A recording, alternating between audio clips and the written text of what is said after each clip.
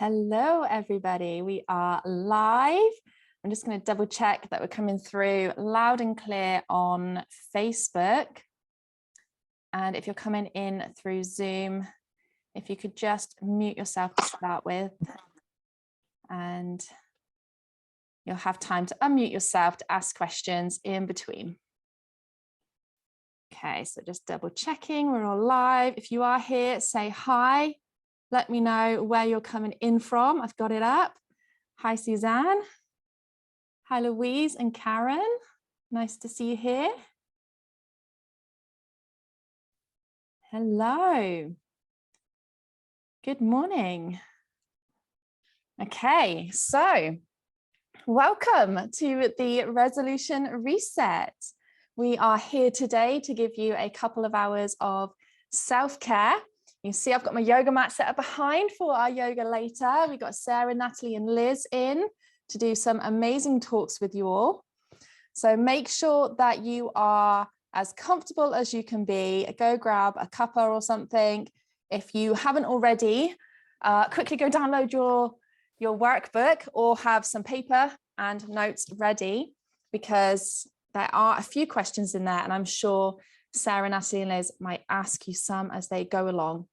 If you do have any questions at all during this, please write in the comment section on Facebook or on the Zoom chat.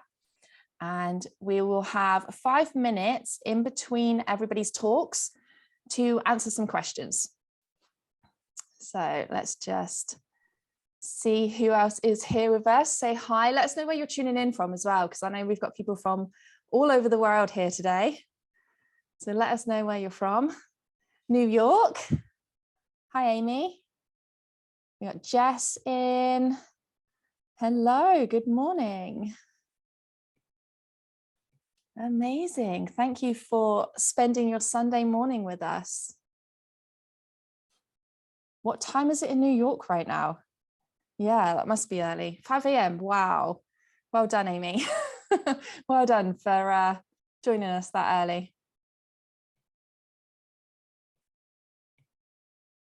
Okay. Just wait a few more minutes, just check who else is coming in. Come and join us. And even if you're watching the replay, say hi, let us know where you're from. We like to see who's joining. If you're wondering what I'm hugging here, it's a hot water bowl because it's absolutely freezing in my house. So just hugging this to get warm to start with for the yoga. I'm going to warm us all up with the yoga anyway later. So as you're joining and you're saying hi, I will just quickly say, hi, I'm Leah from Lakora Yoga. I always forget to add that one in there. So I'm Leah, and we are joined by Sarah, Natalie and Liz, and I will get them to introduce themselves when it's time for their talks. And first up, we have Sarah, who is going to be talking to us about some self-care. Hello, nice to see you all here. Hi, Rachel.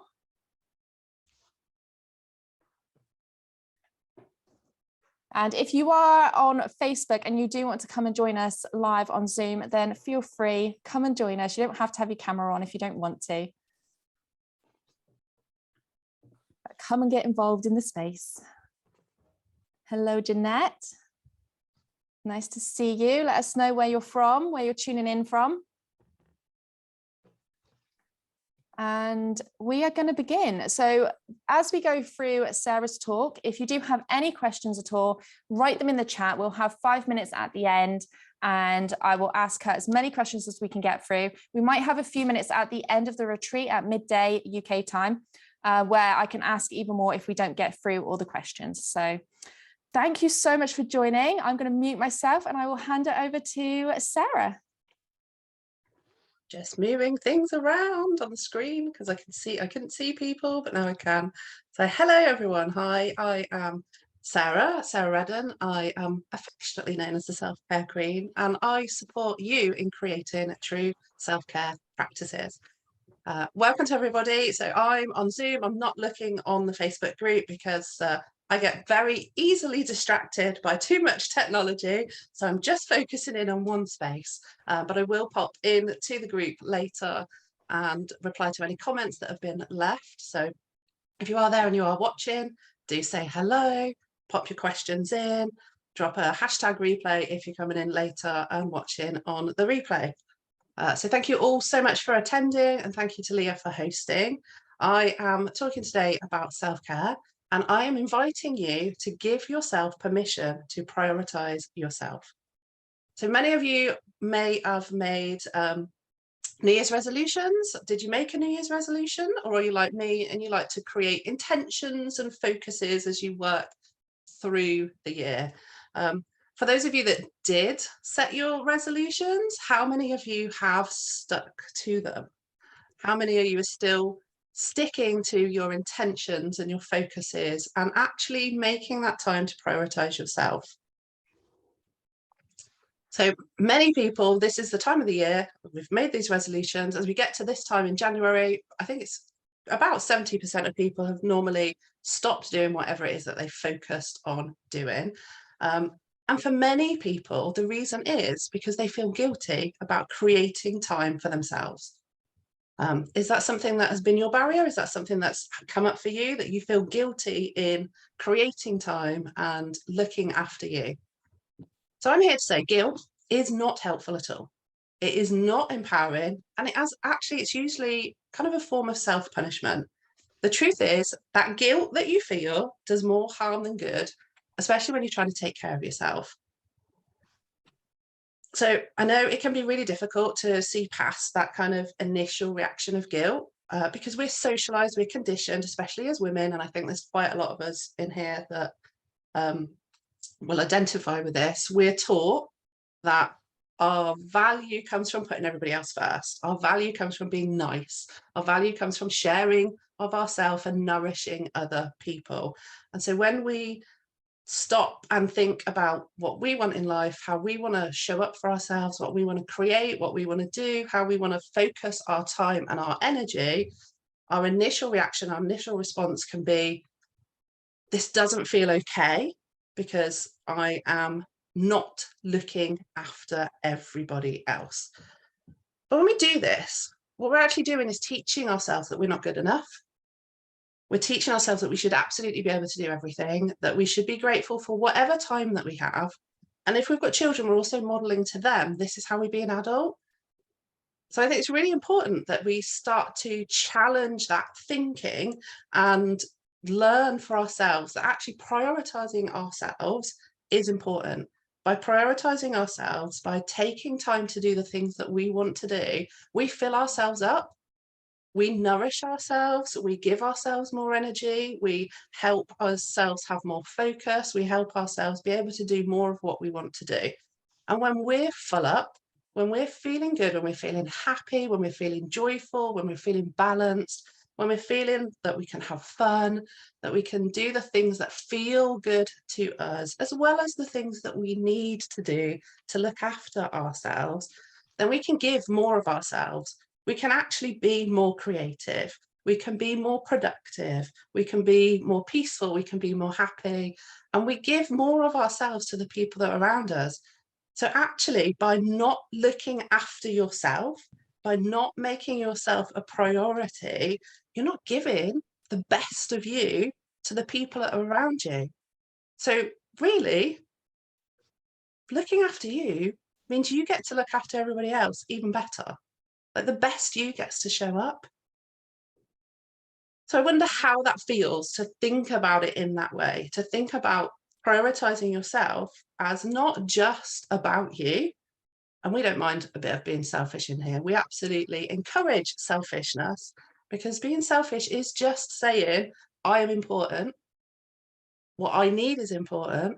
And I know that I can look after me, I can give to me, and not have to feel guilty about it. So how does that feel to kind of think about it in that way?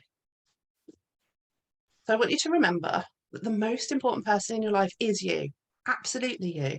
Everybody else is a priority. We're not saying that, or I'm not saying that you're making your choices at the detriment of other people. You're not making intentions to be harmful to other people. What you're doing is about filling you up, making you feel good. And you're allowed to take care of yourself. You absolutely have to take care of yourself. And the people that are around you may find that difficult to start with, especially if you're a chronic overgiver or a people pleaser. They will very much be used to you saying yes to everything, doing everything for them, kind of putting yourself out to make sure that everybody else around you is happy. And it may well be that it's a lifelong habit of ignoring your own needs. So yeah, people may find it a little bit difficult to start with. And that's where communication is really helpful, and letting people kind of know why you're doing what you're doing for you. And for some people, it may be that they do try and guilt you, because that guilt that you've carried, that you're starting to let go of, has worked for them. Because if they didn't want to do something, they know they can get you to do it. So it's may even be that other people are genuinely confused and worried by the change that they see in you, because it's so different as you move through your changes to what they're used to. That, and especially if they've kind of been brought up in the same way as you, or have the same conditioning, or have the same way of being, because change can be scary. Change is scary. We're programmed to want to keep everything the same, even if it's not necessarily good for us. We know what's going to happen. So as we change, it can be a little bit confusing for those that are around us, and they may resist it. But that is where you would bring in your boundaries, and you'll be communicating and talking about sort of what it is that you're trying to do. And those that truly want to be alongside you on your journey will, even if they resist it a little to start with, will work to understand the changes that are happening and why it is you're doing what you're choosing to do. And they will start to see the benefit. They might not get all the things that they used to get, but they will see the benefit in you being happier, in you being calmer, in you being more relaxed, in you being able to be more spontaneous, to be more creative, to be freer, and to be just living a life that feels more you, feels more what brings you joy, feels more what is filling you up and making you feel good about the world. Because let's be honest, when we're around somebody who feels happy, who feels balanced, who feels like they're enjoying their life, who's upbeat and feels good, that's a much more enjoyable energy to be around than somebody who is completely exhausted, completely wiped out, completely frustrated, is only doing things out of obligation, is only doing things because they don't feel that they can say no. So you get to be your best you, and the people around you get to experience the best you. And who doesn't want that? Who doesn't want to be the best you that you can be? Because it's a beautiful place to be.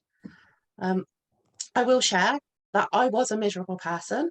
I didn't know I was miserable. I was highly functioning. I was very, very busy doing lots and lots of things, lots of productive things, lots of giving. I had 2 volunteer jobs, I had young children, a house, training, all of these things. And I was giving out of frustration. I was giving out of obligation. I was giving out of, this was habit. It was just the way that life was.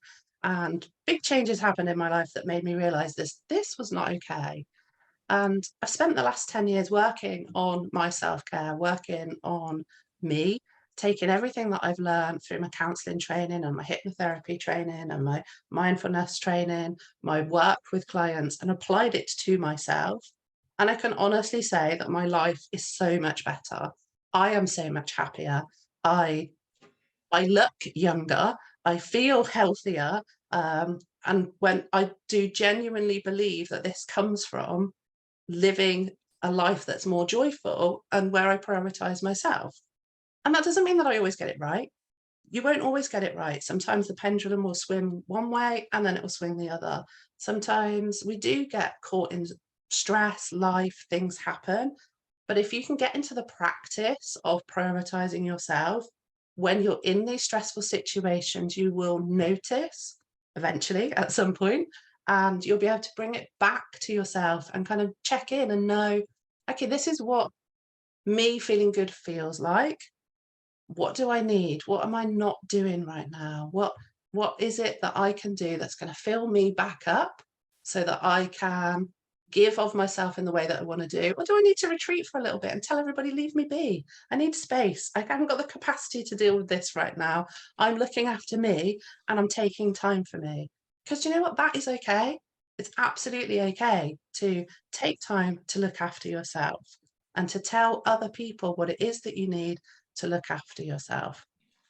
So I don't know about you, this is something I did not do at all. And something I sometimes struggle with now when I'm feeling super stressed, when I'm feeling overwhelmed, when there's a lot going on, I can retreat and I can disappear into myself. But when I notice that I'm doing that, that's when I have to use my tools and check in with the people that I know are supportive and nourishing of me and say, hey, I could do with a hug, or I could do with a this, or I could do with a that, or I want to go dancing, come dancing with me, let's go do something fun. So that, to me, prioritizing yourself is like one of the most important things to do. And really prioritizing yourself is all about making time to do the things that are important to you. So one of the tools that I suggest using is a want to do list. So I'm sure most of you do to-do lists where you write down all the important things that you have to do in your day, like pay the bills, do the shopping, walk the dog, ring up this for that and do this for that and change this and do the other, all the drudgery things that we feel are priorities of our life. I'm going to invite you to do a want to do list. On your want to do list, you write down literally everything that you want to do, no matter how fanciful, ridiculous, expensive, how far out of reach it might feel, how unrealistic it might seem right now. Write down on your want to do list and start doing it. It's as simple as that. Start doing it. Pick the easiest thing and start with that. It might be that you just want to get up and clean your teeth every day, because that might be where you are. You need to clean your teeth every day and start doing it. And when you do it, celebrate the fact that you do it, because it's amazing that you're taking that time to look after you and to check in with you, to think about what you need and to give yourself what you need. Because ultimately, no one else in this world is here to make you happy. You are. You're not here to make everybody else happy. You're here to look after you, to make you happy. And you have the power to do that. You absolutely have the power to do that. And I know for many, it might feel impossible right now. And knowing where to start can feel completely overwhelming. But start, if you look at your want to do list and pick the smallest little thing and just start there.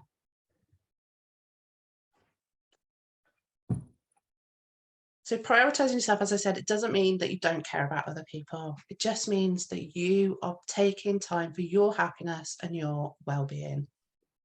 And if you don't know where to start, I've suggested the want to do list. I'm also going to do a little plug. I have written a book. I've written a book that is starting your self-care journey, creating space to nourish you, which I'm really grateful to receive fantastic feedback, and people are telling me is helping them to create that space to nourish themselves. So if anything that I have said today resonates with you, that might be a good place for you to start, because it is very much like me talking to you and working you through some questions to ask yourself so that you can work out what works for you. Because for me, self-care isn't about me telling you what to do. It's about encouraging you, educating you, and enabling you to look at tools that are going to support you. Because your journey is different to mine. Your journey is going to be different to the other people that are in this room with us today. And that's how it should be. It's your journey. It's how you do it. It's how you want to do it, how you want to show up for you. It's not for anybody else to tell you what that journey should look like. It's not for anybody else to tell you what it is you have to do to look after you. We all have, I believe, an inner knowing of what is the thing for us and how it is that we want to show up in life and how it is that we are going to create our best life. We've all got that inner voice. Some of us might have just stopped listening to it. So if that's the case, what I want to do is a little bit of a relaxation today. Now, I don't actually know where this is going to go because I am just going to let my inner voice lead me with this. So we've got about 5 minutes. So this is going to be interesting for me to try and share a little relaxation. So if you feel comfortable to, I invite you to join me. I like to pop my hand on my chest here. You don't have to, you're going to do whatever feels right for you. And just breathe in through my nose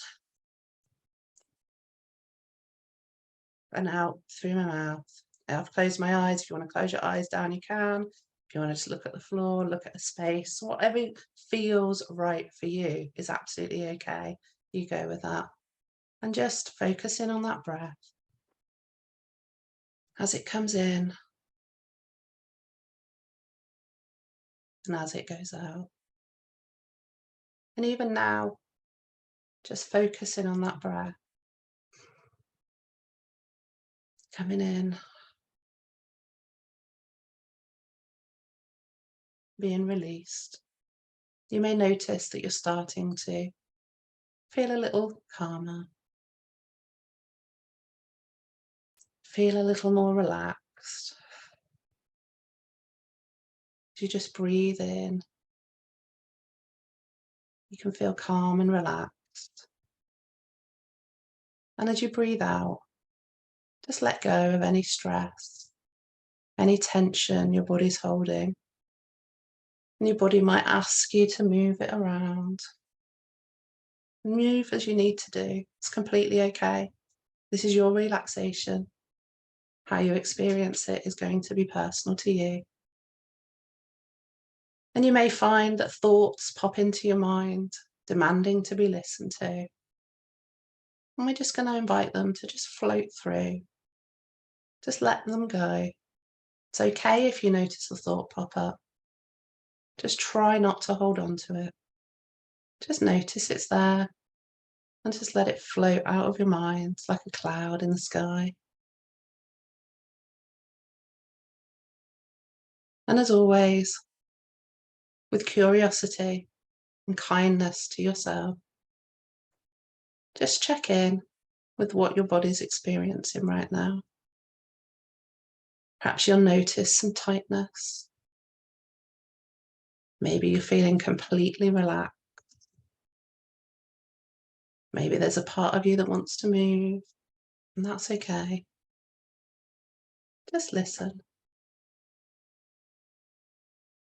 As you breathe, just let go of any stress and tension. I invite you to imagine there's a big bright sun shining down on you. And you can direct the sun around your body to any point of tension and just feel that sun shining down, just warming the muscles, encouraging the body to just let go of any stress, any tension, any discomfort.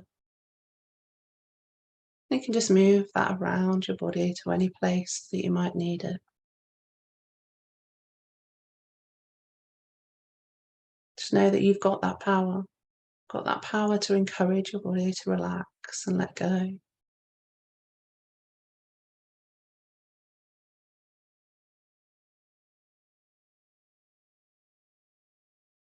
when you finish moving around the body, allowing your muscles to relax, allowing your mind to let go of any thoughts that pop in, I invite you to bring your attention to your heart and bring to mind a time that you felt good. Bring to mind a time that you felt joyful. Bring to mind a time that felt enjoyable, fun, that you laughed, that you felt good, that you felt connected to the joyful you. And if that's hard, that's okay. Doesn't matter how far back you need to go. If thinking backward feels difficult, then why not create a joyful space in your mind, in your heart, and imagine what you could do today, tomorrow, that would fill your heart with joy, that would be fun, that would make you smile, that would bring you laughter, enjoyment, that would fill your heart with joy, and that would feel like happiness to you. And whether you've chosen to find a memory or create a new experience, when you feel that joy filling up your heart, I want you to allow that feeling to get bigger and bigger and bigger until it fills your whole body, from the top of your head down to the tips of your toes. And just feel that warm glow. Feel that joy, however that feels for you. Notice if it has a texture. Notice if it has a colour. Notice if it has a smell, a memory, person. Just notice how it is for you. And just connect to that feeling.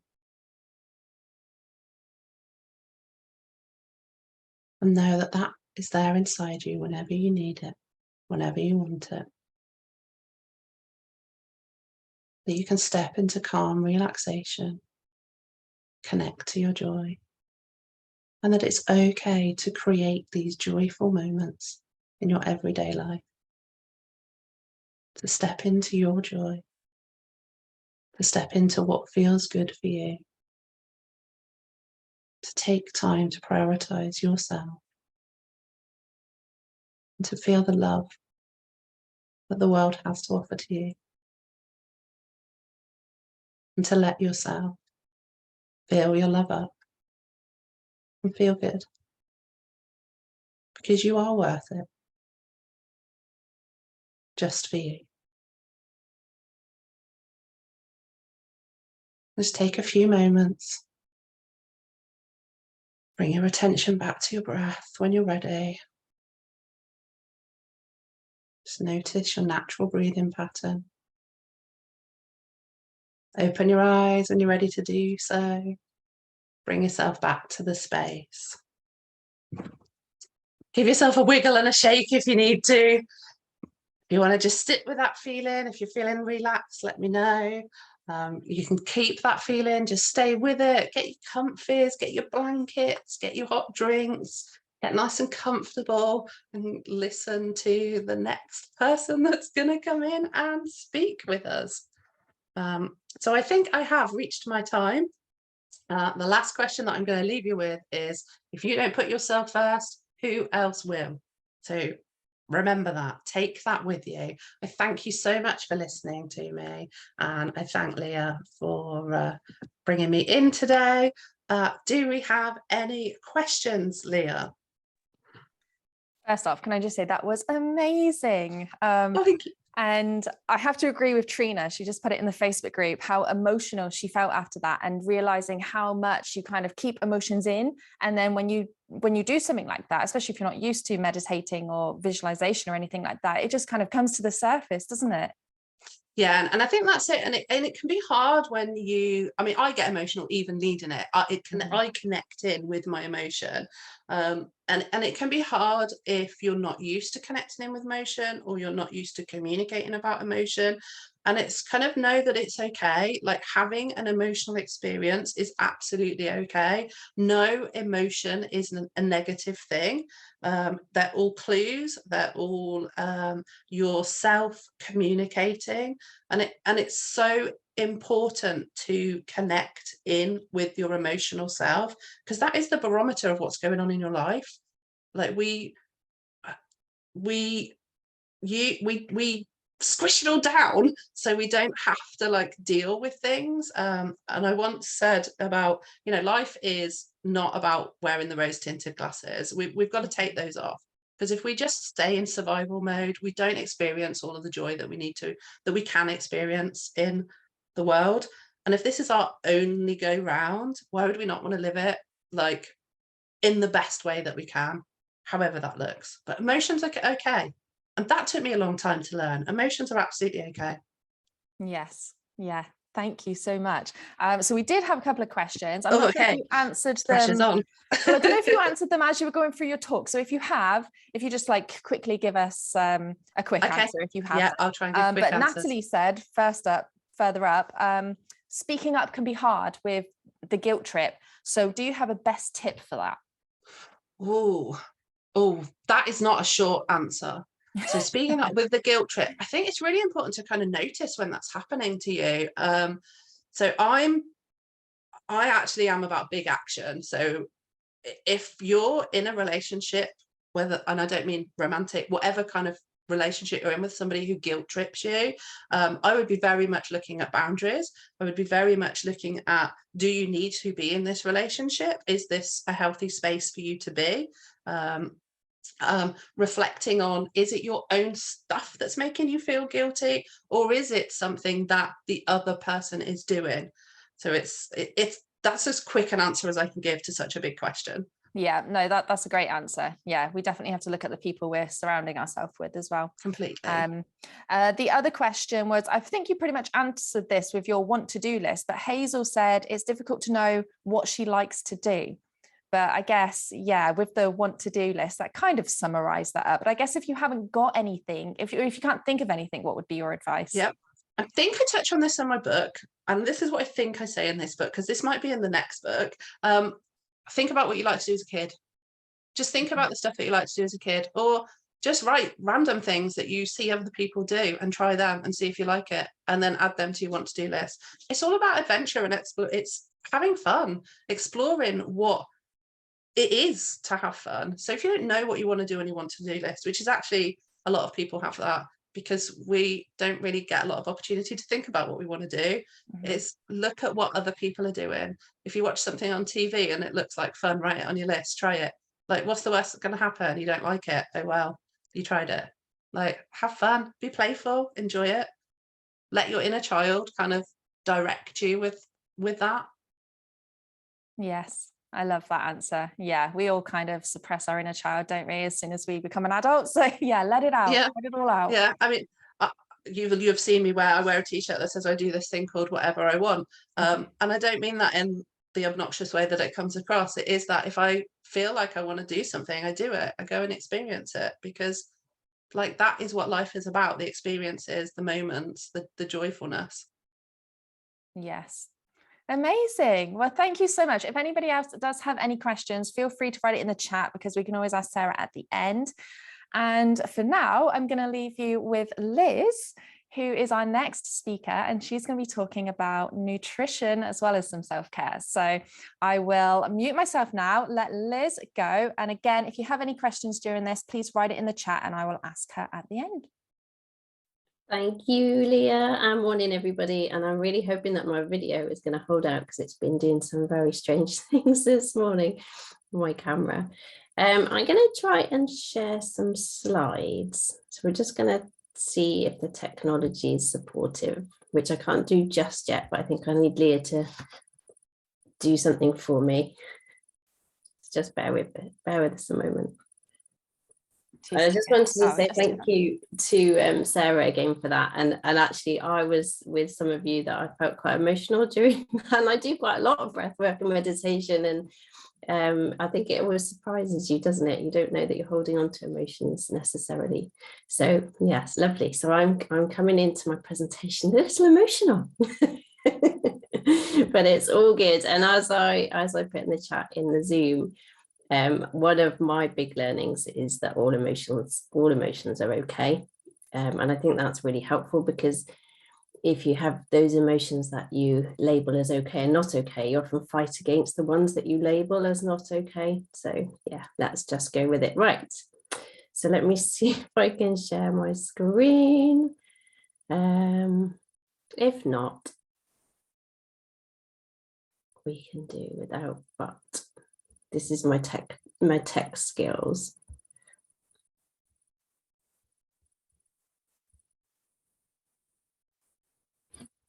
So just bear with me.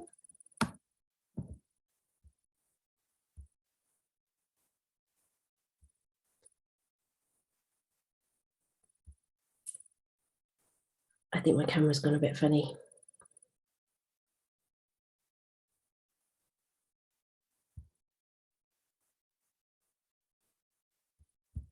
Right. Can you see the slides? Yay. Okay, this is a good start. So food. So I just introduced myself properly. If my camera is not working, I might turn it off, but just let me know, Leah. It might make it easier if you suddenly can't hear me.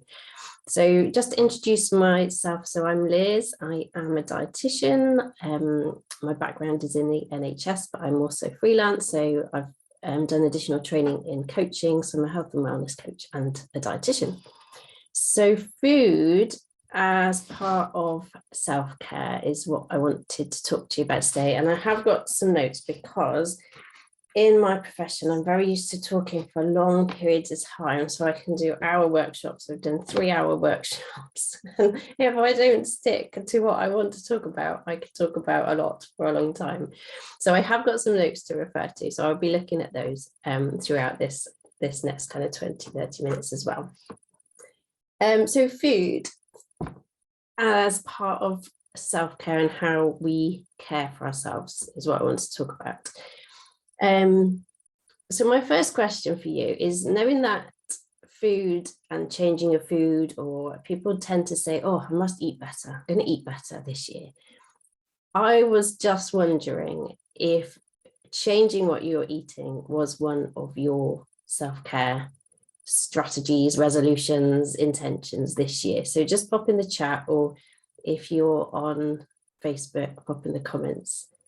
Is changing your food habits, changing what you're eating, is that part of your intentions for this year, or has that been? Let me know. And I will attempt to have a look at the chat as well. I'm a bit like Sarah, I've got too many things open and I get a little bit overwhelmed, but I'll try and keep up with the chat. So yes, there's a few yeses so far. So yes, having more of certain types of food, trying to eat a wider variety of foods, brilliant. Lots of intentions, but nothing has happened. Okay, that's where you're in the right place there, Laura, because we're all about resets as well. So yeah, lots of people are commenting that food and changing the way that they're eating has been part of their New Year's resolutions. So food has power, I believe. Food has power. So coming from my background in 4-year degree, science-based degree in food and nutrition, like I know food has the power to harm and food has the power to heal. So if we start from that basis, scientifically, nutritionally, food can really help us, and it has the power to harm us. So some examples that I have in my notes: food has the power to, it can contribute. So it can contribute to something like heart disease. It can protect against heart disease. Food can contribute to us developing type 2 diabetes. It can protect us against developing type 2 diabetes. Food has the ability to contribute to tooth decay, and it can protect us from tooth decay. It can contribute to our poor mental health. It can protect our mental health. So food has this incredible power from a scientific standpoint. So for me, from my nutritional point of view, from my training and my background, and for me as a person, food and eating in a really healthy way is important. But food, the question for you is it important to you? Because you might think it's important to you, but actually when you dig deep, it's not important, or it's not as important as some other things that are happening in your life at the moment. So it's a really good starting point to think, is it important to me? And then thinking about, why is it important to you? So we tend to only do things when they're important. But this question, is eating well important to you, is kind of almost this question: are you important to you? Which is a bigger, deeper question, but it kind of says the same thing. So eating has the power to harm you. Eating has the power to heal you. If it's important to you and you are important to you, it's going to help you along that journey. If you are not feeling like you're important to you at the moment, it's going to feel a bit more like a battle. So it's a good place to start. And again, as Sarah says, like, this might bring up some emotional stuff for you, and that's okay. Like, just feel into those emotions. We've got you in this place today, and we're doing lots of self-care. But it's a really important thing to think about how important it is to you and how important you feel that you are, because we believe that you're important. And personally, it's taken me a long time and a lot of help to get to a place where I now value myself and I see myself as important. And I know how that belief and view of myself has impacted my own self-care over the years. This is a longer story. I won't go into it now. So the next thing I wanted to say after that is, let's just have a think about who is in control here. So when you go shopping, do you walk around the supermarket with an empty trolley and let other people fill it for you? When you get home, does somebody feed you? So we are in control of what we eat, or we're in charge of what we eat. The next complexity to this is that eating is actually quite a complex behavior. It's not necessarily as simple as, here's some food, cook it up, eat it, job done. It's a very emotive issue. It's a very emotional issue. And it's a behavior, which means that it's the thing we see, ourselves doing, that comes as a result of what's going on in our minds. So the behavior that we are exhibiting in terms of eating is coming from the thoughts that we think. It's coming from the beliefs that we hold, and it's coming right from that feeling of importance and what we value, and ultimately whether we value ourselves. So we've got all of those layers before we even talk about what we're eating. So I've written here, so what we end up doing, what we choose to eat, is determined a lot by what's in our mind, how our mind is programmed, our thoughts, our beliefs, our values, and all the habits that we've created as a result of those. And often those values and beliefs are rooted right in our early years as well. So often we have to kind of dig quite deep to find the key that unlocks us eating better. So when we choose to change, it can feel quite difficult to do to start with, because we're fighting against our programming. We're fighting against what we've got as established habits and established behaviors.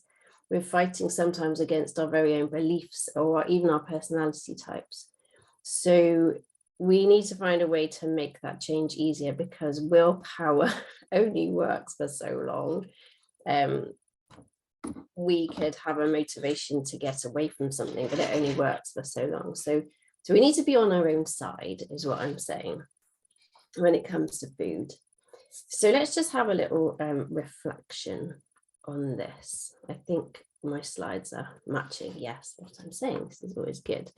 So let's just have a little reflection. There are some questions that will support this reflection in your workbook as well. So think about the last time you tried to change your eating habits or behaviors, and this might be very recent, because this might be a New Year's resolution. So just have a little think about last time you tried to change your eating habits or behaviors. If you've got your workbook, you can find the relevant question. I've just noticed Suzanne's comment in the Facebook. I'm in charge of what my child eats and I want him to have a better diet, and I need to have a better diet so he is exposed to healthy food, which is really powerful, actually, Suzanne, and really interesting, because when I was thinking about what I wanted to talk about today, and when I'm thinking about that, us being in charge of ourselves, I remember when my kids were little having this overwhelming sense of responsibility for little people that just trusted that everything I put in their mouths was safe for them even, you know. So when we're talking about, I could be feeding them anything, but I was feeding them well. I feed them a range of foods, but I was just overwhelmed at the time of being a mum, like, oh, these little people just completely trust me.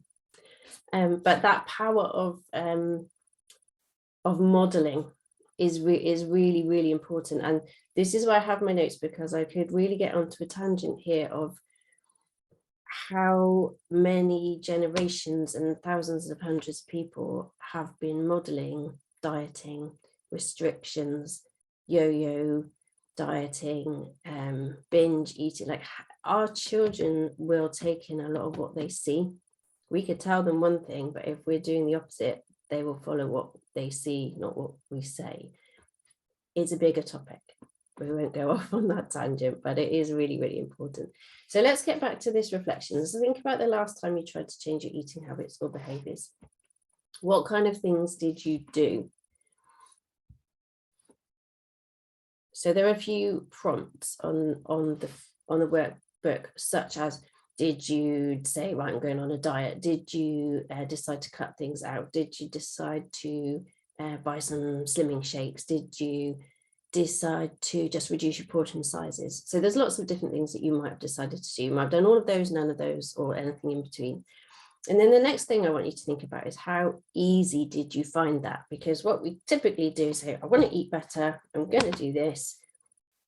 And then how easy do you find it? How easy did you find it? Because to give you an example of someone I spoke to before the new year, she was saying to me, right, I'm going to get back on it in the new year. Very typical, very normal. Oh, I'm not looking forward to it. And I was just struck by this, like, okay, I don't really feel like this is going to go well. If you're starting something that you already have a sinking feeling about, and you're not going to enjoy the approach that you take, how likely are you to continue that throughout the year? So let's just think about that. Is it easy? Is it enjoyable? The easiest enjoyable approaches are going to work a lot better. And then think about, did you succeed? And think about the relationship between how easy or enjoyable you found what you did versus how successful you are. Because we put a lot of pressure on ourselves, especially when it comes to eating. We have high demands, high expectations, often unrealistic, and then we end up not achieving things because of that, and then we feel rubbish, and then we cycle into emotional eating, and so on and so forth. Let me know if you can relate to this. So that relationship between ease and enjoyment and success is really key to remember. There is a really good graph somewhere that I haven't been able to find, but it's something that really illustrates that the power of setting new habits, but the easier the habit is to start and the more enjoyable that habit is to you, the much more likely it is that you are going to be able to achieve it. I'm just going to let the dog out because he's whining. I knew this would happen. Right, come on then. Off you go. Go forward.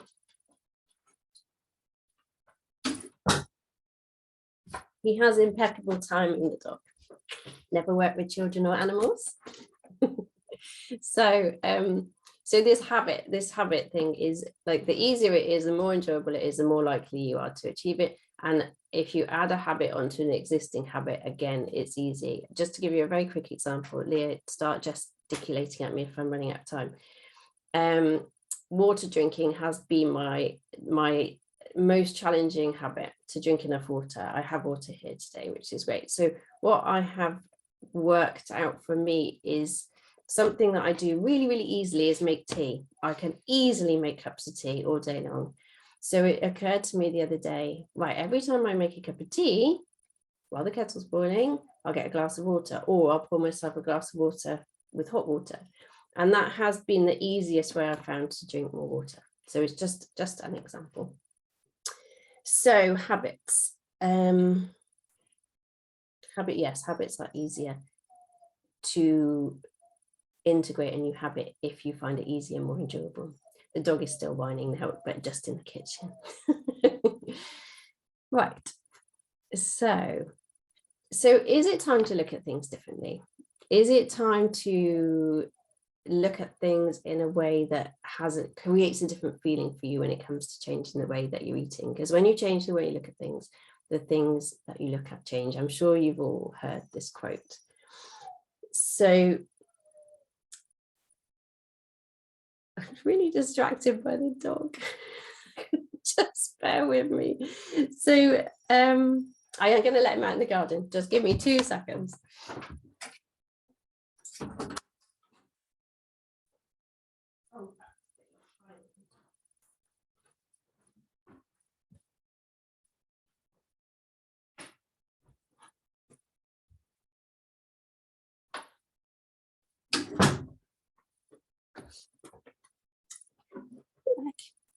So it's about looking at things differently. So let me get myself back. So yes, so this is where we're thinking about changing your eating habits can really be a little bit of a battle with yourself, and it can feel like you're punishing yourself, like, oh, I'm going to go to the gym but I hate it, and I'm going to eat this but I hate it. Like, that's really punishing. You need to be on your own side with this, so a more nourishing approach.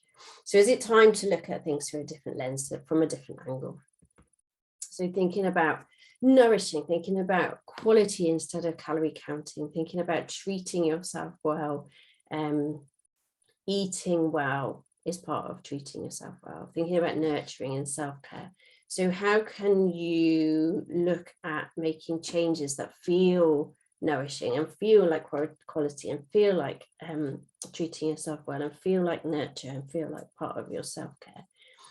And how can you get on your own side with that? So I think, yes, I'm going to come back to that one. So when, I suppose over the time that I've been a dietitian, I've gone from that very clinical, scientific, nutrition-based eating well is good for your body to a much broader way of looking at things. So it's about how we care for ourselves. It's a reflection of how we care for ourselves. It's going back to feeling, am I important enough to take care of myself, which is very deep, I'm aware, for a Sunday morning, but it is important. And so this is where I've come to this focus on eating, and how I broaden my focus to self-care is because it's important to eat in a way that feels nourishing and nurturing, that feels like you taking good care of you and you really wanting to do that. Because often it doesn't feel like you, in your head you want it, but in your heart you're not quite on board. Does that make sense? Does that feel like something that you do? So I've just put in my notes here as well that eating well does involve an awareness and understanding of nutrition and the science behind it. So it does involve that physiological aspect. That is important. So that's the bit that we started with. You've got that eating harmful foods and you've got eating healthy foods, and it's not even necessarily the foods, it's about the amount and how often, so how much and how often, that's all part of it. That is important. But underneath all that and underpinning all of that is that getting you to that place in your heart and your mind where you really deserve to feel well. Because if you are deserving, if you feel like you're deserving of feeling well, everything follows that. So it's just a different way of looking at it. It's a different way of traveling that pathway. And we know, we would say for all of you watching, like, you do deserve to be well. We all deserve to be well. But I know from personal experience that I haven't always had that belief for myself, all the time for everybody else, but not for myself. So it's that journey, and we're all here to support you with that. So yoga, self-esteem, self-care, meditations, breathing, that's all part of the journey that's going to get you into that better place of really feeling like you deserve good care. And then you will naturally start to take better care of yourself. And eating well will be part of that. So this is the question I wanted to leave you with. And this is really interesting. Yesterday, I put this to my daughter. When I blah, blah, blah, I will feel better about myself. When I go on a, when I eat healthily, I will feel better about myself. When I lose weight, I will feel better about myself. When I lose weight, I will love myself more. When I eat more healthily, I will love myself more. Or is it the other way around? When I love myself, I will eat more healthily. When I feel better about myself, I will lose weight. And I asked her, which of these? And she's 11. And she said, she thought about it. And she said, I think you have to love yourself first. And I just love that. I just love that. At 11, she has that already. So I want you to just have a little reflection on that as well and see, where are you sitting? Are you always chasing this? If I do this, then I'll feel better about myself. Or is it time to think, how can I get to that place of feeling better about myself in order to make that change a lot more natural and easy? So, are there any questions? We have a lot of questions. So let's get going on that. Yeah, amazing talk. Thank you. So I'm going to start from the top of the questions that I've had, because we have had quite a few. Charlotte said she struggles with eating regularly, especially on work days. Have you got any advice for that? Yes, it depends on what your work looks like. It needs a little bit of planning probably, and a little bit of tweaking. The thing that comes to mind is a friend of mine who was a lecturer, and we had the same question. So she had the same question. I don't know, I make my lunch and take it with me, but I haven't got time to eat it. And so what we worked out for her, or what she worked out for herself by us talking through, was she would take a sandwich the same, but she cut it into 4. And instead of looking for time for a lunch hour, she would take a quarter of the sandwich every time she had a little break. So she was then working to eat the food, but not in a lunch break, let's say. So when she had little windows of opportunity. So that, I suppose, just says that I would need to know a bit more detail about what that working day looked like, but you can, with kind of working through it, find a way to adapt your day and your food into your day.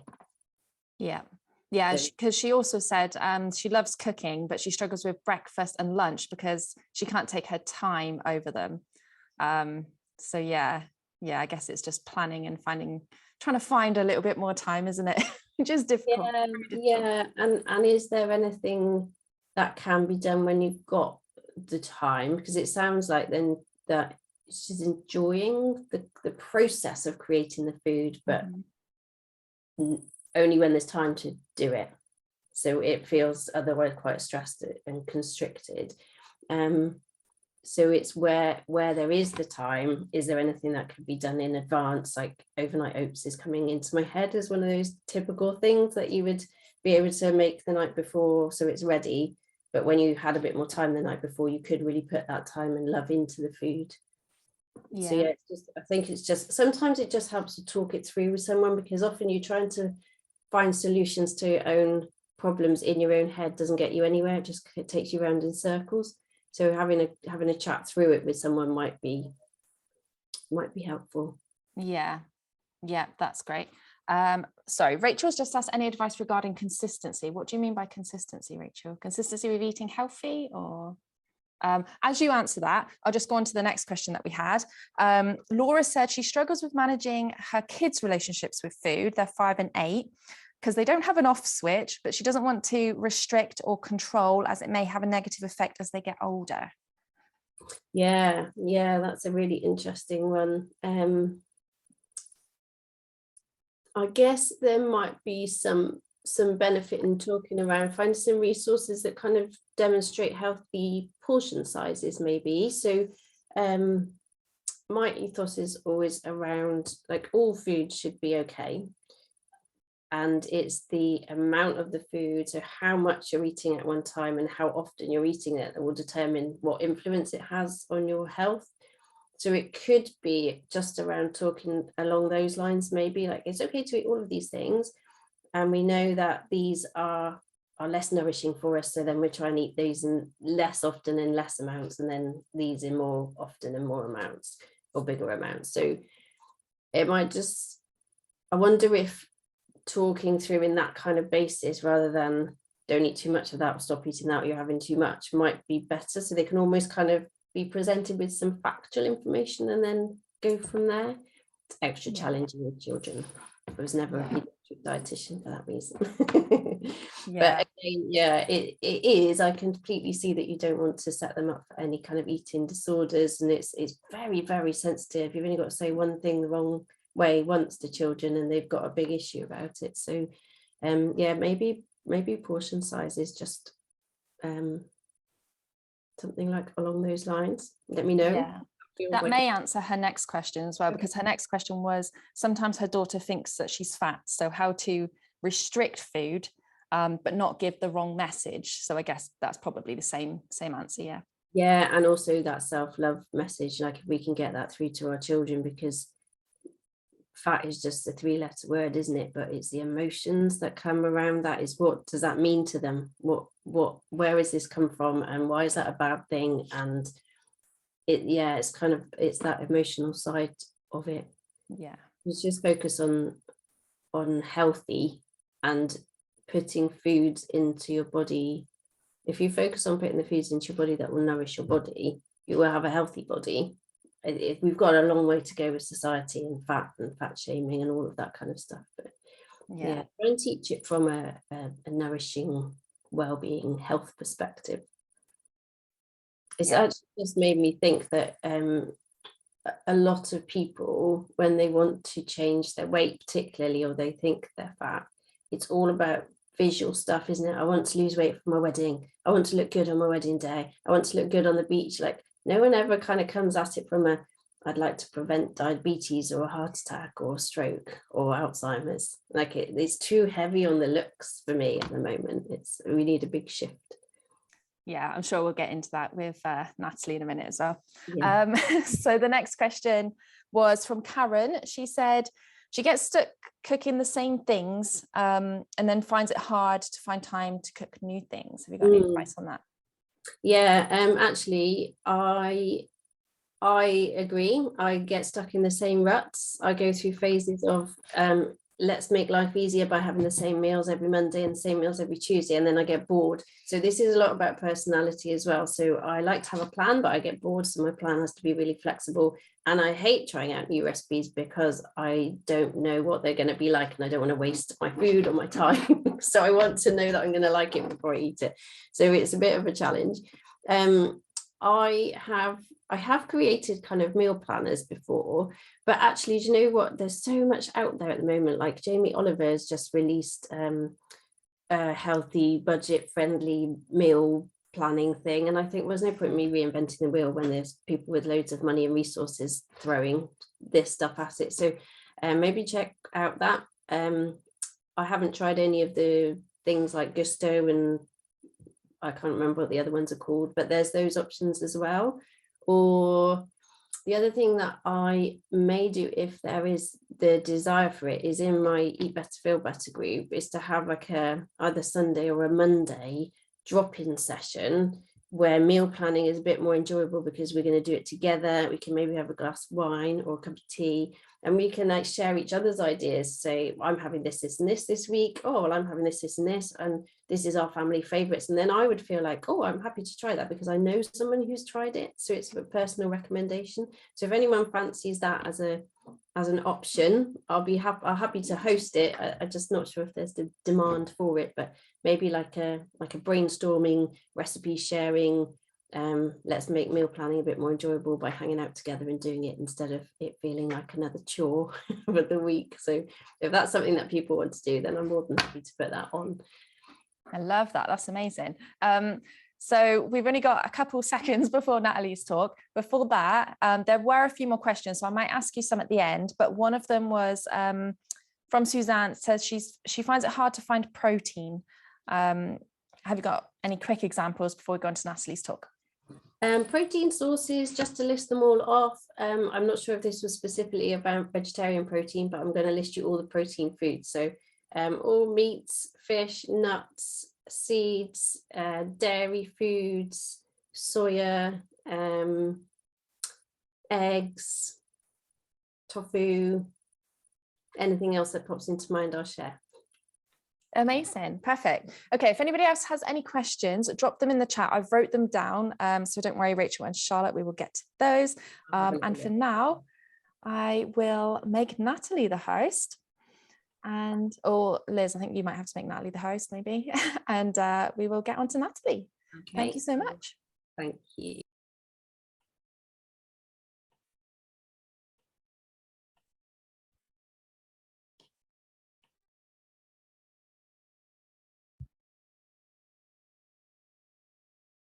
Oh, I can see I have the power. I have the power.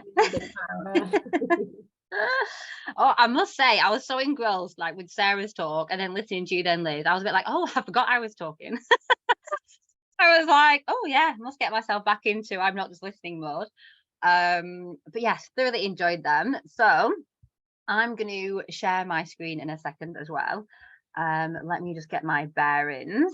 And hopefully I'm going to be able to do this without showing you all my notes, because I've been really cocky and I've put my notes into Canva, being all clever, but then never actually done that before. So this should be interesting. So I'm going to, let me see, can you all see my face? I know on Zoom I can see Lizzie's face, not mine. So let me know that it's on me. Not in a vain way.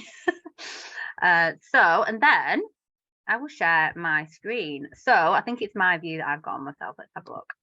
Let me know, you guys in Zoom, if you can see my face big or Liz, just for me, because on me it's Liz, me. Oh, that's fine. That is fine. I don't care if it's just distorted on my end. Yes, so I'm going to share my screen. So quick super intro. So I've loved all these talks and relate to so much stuff that has been said. So basically I'm a self-esteem coach. So when I first set up, I was a body image coach, but for me, self-esteem is at the root of most of those things anyway. So I kind of redid it and I've come from that in now. So what I want to do today is I want to talk about self-esteem, obviously, because for me, it's kind of the foundation of a lot of the stuff we want to do. So I'm going to talk about kind of what it is, how it can maybe show up. So how it can show up in a way that you have low self-esteem. That's some examples of that. And then I've got kind of 5 key ways to know if you have low self-esteem, and then basically just some practical things to take away. So let me attempt to share my screen, get the right screen, and we'll be laughing. We'll be absolutely laughing. So let's have a look. So you let me know if you can see a big oversized version of my face, and then we're all good. So let's have a look. I want to check if it swaps over. So that's good. I think this is going well so far. So that is good. That is what we like. I'm going to try and shut down. Sorry, on Zoom, it's got these stupid apps that pop up, which is covering my little notes to myself. So yes, so I want to talk about what self-esteem is. I want to talk about how it might be currently impacting your life, which can be in a few different ways. I'm going to try my very, very best to be concise. I don't know if the picture's gone weird on Facebook. I've also been so well behaved until I'm live, but that's typical, isn't it? So let me know if you can still see what I'm doing. So I'm not actually currently in Zoom, so it's all going a bit feet-tongue on my end by the looks of it. So let me know if it looks all right at your end, because I can't see the comments in the bit that I'm in. So sorry guys. Oh, let me mute myself. Let me mute myself. Perfect. So that is what I'm going to get into. So I'm going to get into it because I am a bugger for talking a lot, and I want to be mindful of your time because you have come to dedicate your precious Sunday. So I don't want to keep you too long. So I will be well behaved. So I want to touch first on just what self-esteem is. So I think sometimes the term can get bandied around a lot. And I think often we don't necessarily know what it actually even is. Like, is it the same as confidence? Is it the same as all these other things? So basically, self-esteem is how much that you, or how little you appreciate and value yourself consistently. So not just in one particular moment, but more kind of ongoing, have that general value and appreciation for yourself. Okay, so it's also about your acceptance of yourself and how much you like yourself. And the key point here, which is where I used to struggle, is regardless of outside factors, okay, that might cause it to go up and down. So that's things like whether we're in a relationship, whether our weight changes, you know, whether we've got a certain job or a car or income, like all these other things, whether someone else likes us or not. Okay, so it's about having that, but it comes from us. And I think most of the time that's where we, I was going to say go wrong, but that's not the right term, but hopefully you know what I mean. But we generally focus our esteem and how we feel about ourselves on how other people feel about ourselves, or whether we feel we fit into society in this little box that's been created. But obviously, because it is our self-esteem, the idea is it is the self. It's got to come from us. And your self-esteem, it's something that we think like self-esteem changes like all the time, but it doesn't actually change day to day. Okay, our self-esteem doesn't go up and down day to day. It changes over time. So you can, you know, when you are born, you have healthy self-esteem, but then things happen and different factors, different life experiences all come, like a different host of factors come in and impact how we feel about ourselves. And I'm going to kind of touch on some of them in a minute. But if you think about, so to kind of like give an example on this one, so if you thought about a family member, because sometimes I think it can be hard to realize that it doesn't go up and down all the time, but if you think about a family member, so if I think about my poor partner who puts up with lots of nonsense, there can be days where I like him a little bit more, and some days where I like him a little bit less, but actually the way that I love him and his value in my life remains consistent. Okay, so even with my kids, sometimes I can like them and dislike them more day to day. Does anybody else relate to that? But the love and the value and appreciation for them stays consistent. So it's the same with us. So we might have days where we don't like ourselves as much. You know, maybe we look in the mirror or we do something, or we're just thinking, I'm just not that impressed with myself today. Yeah.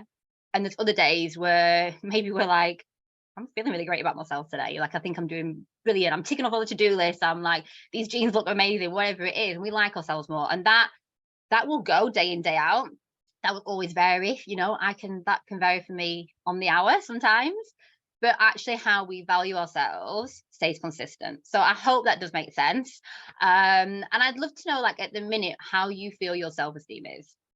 So if kind of like, I love a scale. I don't know why I like a scale, but it's a hard question to answer. Just how is it? So if 1 was kind of, it's really low, and 10 was super high, like my self-esteem is amazing, where would you kind of put yourselves?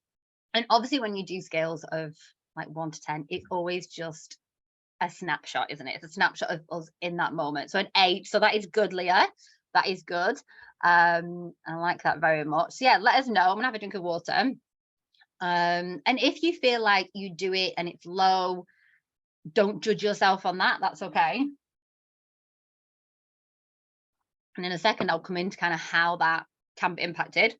So I know I can't see the things in Zoom, so I do apologize, because I've created this big fancy screen. So now all I can see are my slides.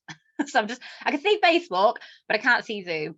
And I'm scared if I start playing around, I'll lose where I am. So I do apologize. And I will, when I finish, I'll come back in and read down all the comments.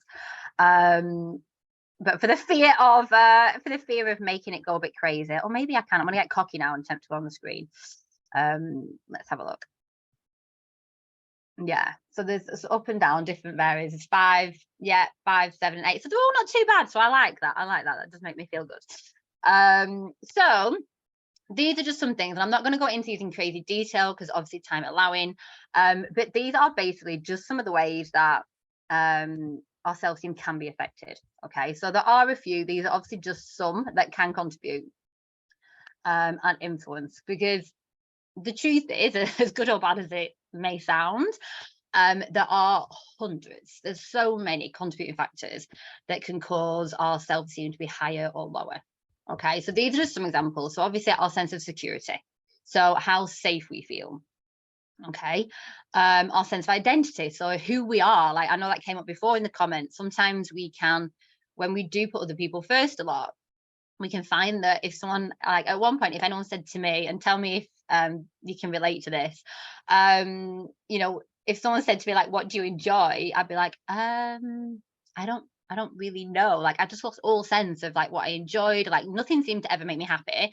And particularly then when I had kids, it's really easy then as well to lose our sense of identity for ourselves, isn't it? We become mum or we become partner, and we lose that we're just Natalie or we're just Liz, you know, and we're just Suzanne, we're just us. So that can be a massive factor.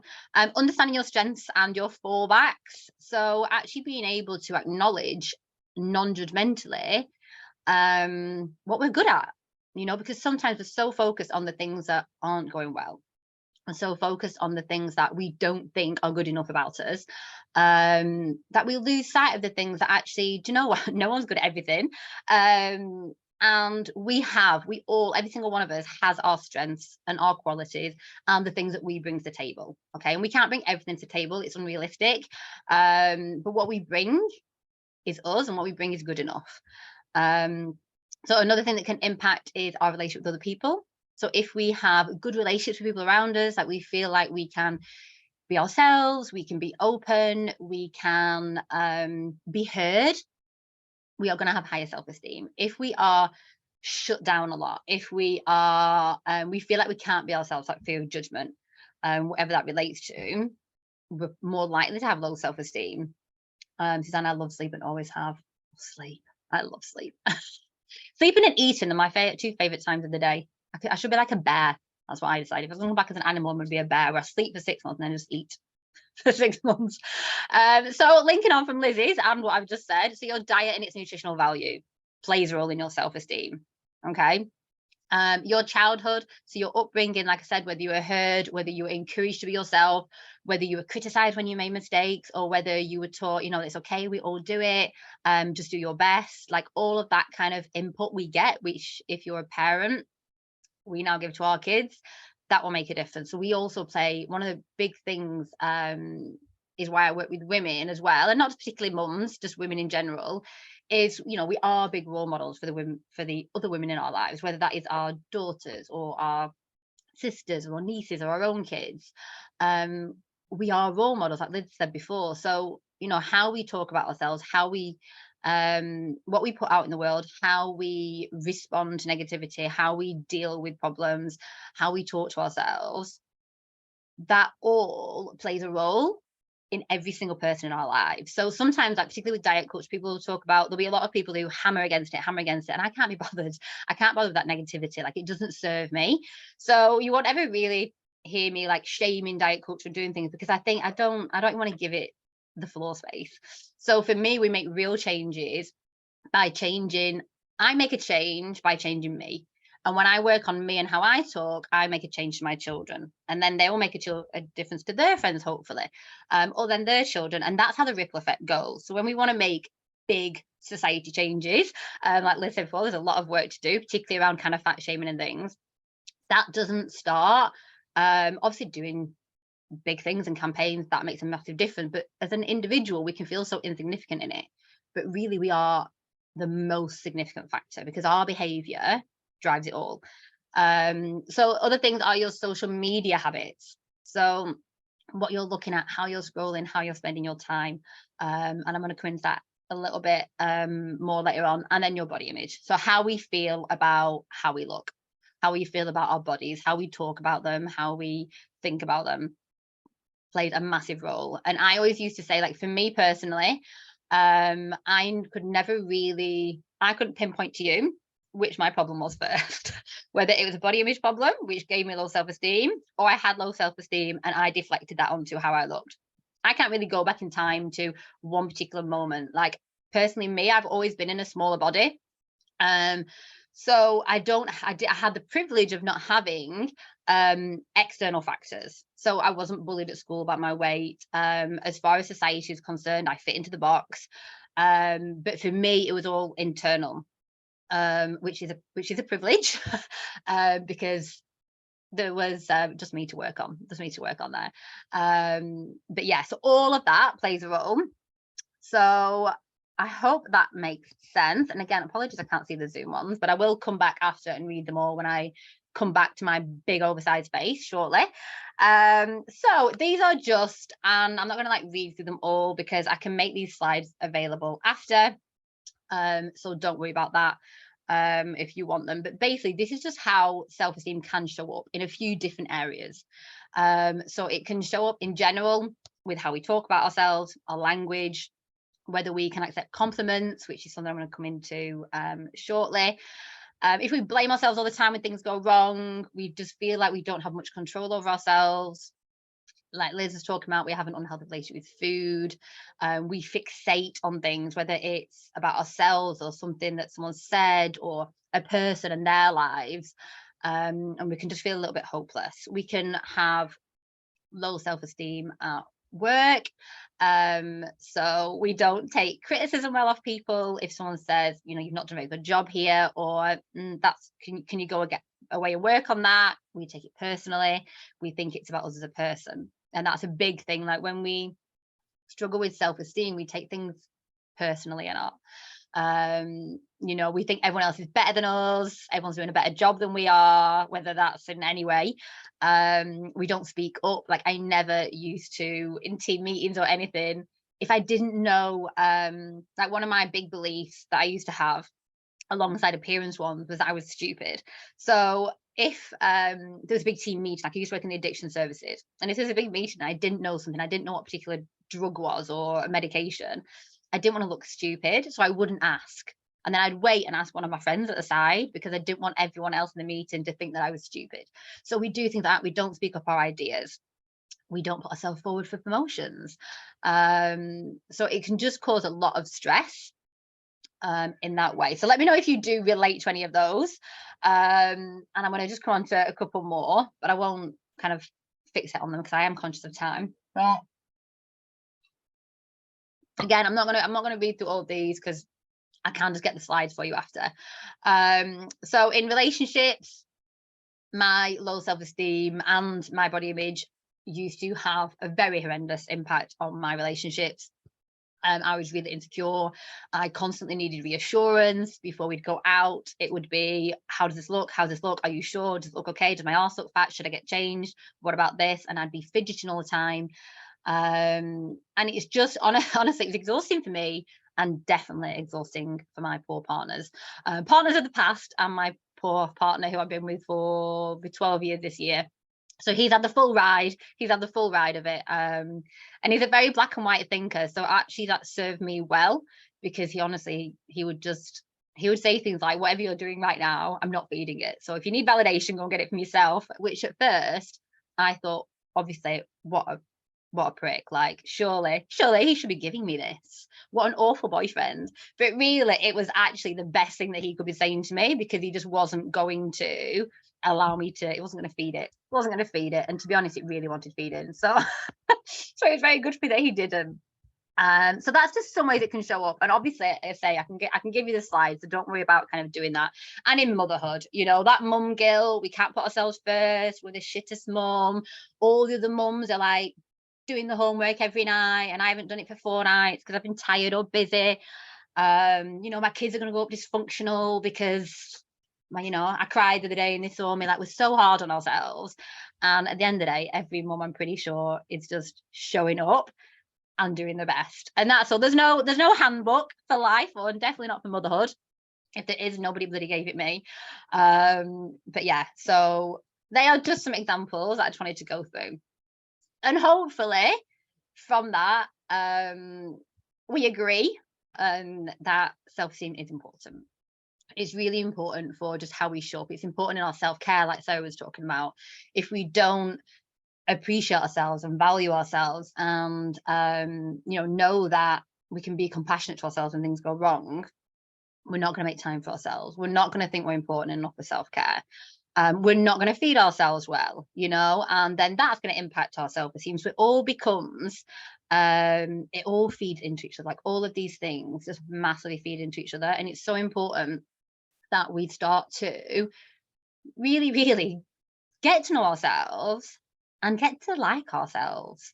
And as I say, liking ourselves isn't about thinking we're amazing. It's not about looking in the mirror and constantly thinking we look super fit.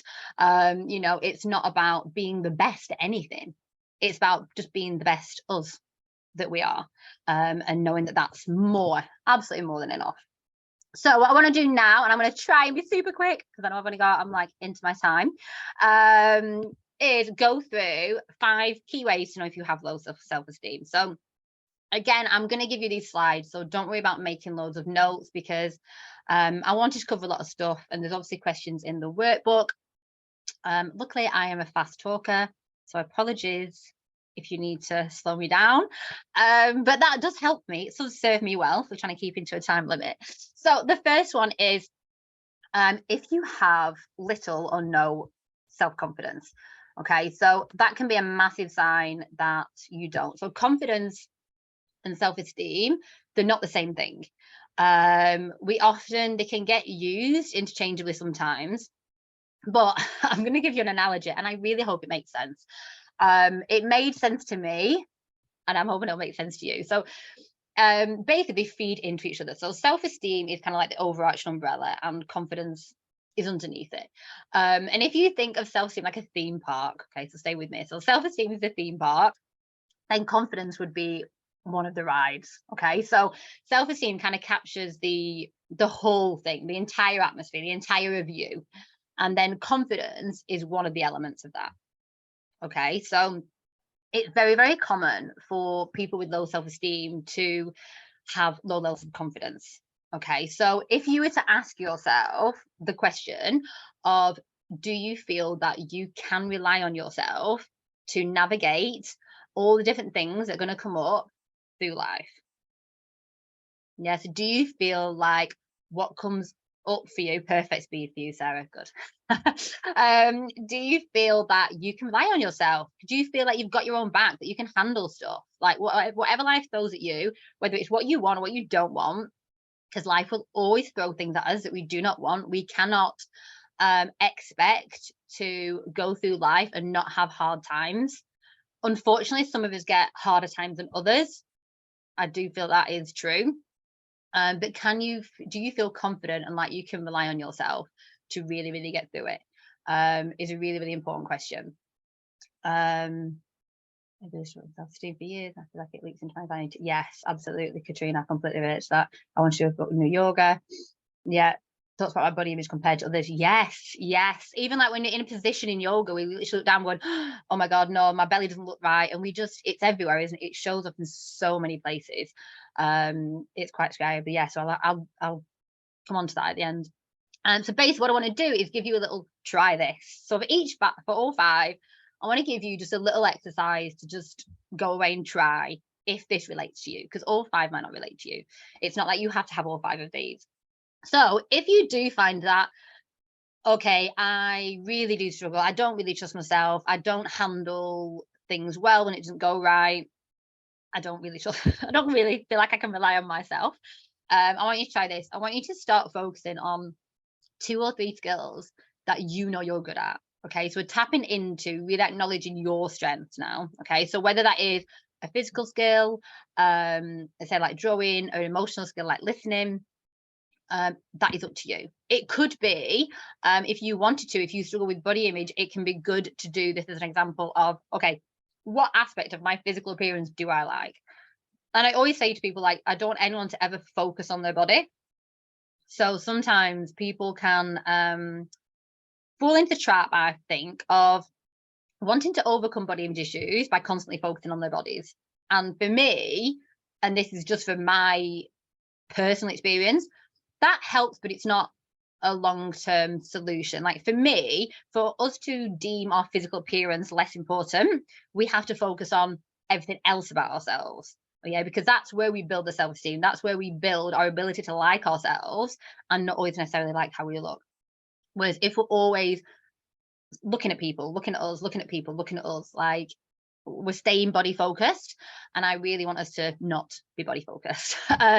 So I want you to start doing that, you know, even if it's every day or something, like write that down and determine how those skills influence your life. So if you say at the end of a day, you say, okay, I'm going to write 2 skills down and I'm going to write today how they help me. So if you were writing down, I'm a really good listener, you could write down, do you know what really helped me today? Because my friend was struggling and they knew they could ring me and we had a great conversation and I really helped her to feel better.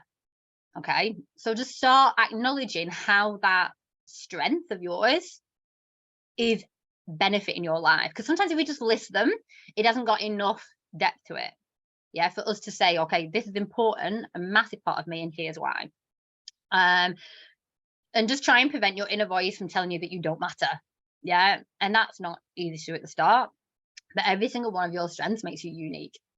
Okay, and some of us have different strengths and some of us might have similar ones, but just know that that is the case. Okay, so, and let me know if you feel that any of these are relevant as I kind of go along, because I will kind of attempt to go at some level of speed, so I can get back on track with time. So the second one is lack of self-control. Now, this has come up so much recently inside my membership, because sometimes we can feel like we are not in control of making changes. I'm not in control of my life. And yes, we cannot control everything that happens around us. We can't. That would be a lot of power. I don't think any human should ever have that amount of power. But we can control how we react to things that go on. Okay. And low self-esteem has a direct impact on your sense of control. Okay, so if you feel like you haven't got much control over your life and what happens to you and the things that come, it might be due to your self-esteem telling you that you're not able to make changes. You can't handle this situation. Okay, that negative self-talk that's telling you this situation you can't handle, you can't cope with it. Okay, and that perceived lack of self-control, which relates to what you were saying, Katrina, like that perceived lack of self-control can link to anxiety. Okay, which is often one of the reasons why people with low self-esteem are at higher risk of suffering with anxiety, because there's a lot of negative thinking going on, a lot of negative self-talk. So if you find this relates to you, what I'd encourage you to try is you basically just create routines that help you. Okay, so maybe write down 3 tasks that you want to achieve each day. So you've got your big list of Sarah's, haven't you, that you want to achieve, and then each day, like just 3 things that you want to achieve. Okay, and you'll find that once you start ticking them off, like I don't know about you, but honestly, the sense of satisfaction when I tick anything off a list, sometimes I write things on that are blatantly going to happen regardless, just so I know I've got a tick. And I know that doesn't work for anyone, but I feel very impressed with myself when I tick anything off. But you'll start to feel more control. You'll start to feel like you're moving forward, you're doing things. But it is important that if you feel anxious, obviously, and that is really impacting your daily life, then that's obviously a speak to a doctor about. But trying to get that sense of control back will really, really help with that massively. The third one, I've only got 2 more slides after this, so it'll be good. All making a lot of sense. Good. So the next one is comparing yourself to others. So this is a big one. But again, I won't spend ages on it, but every single person watching this at some point has compared themselves to someone else, and might even still do it.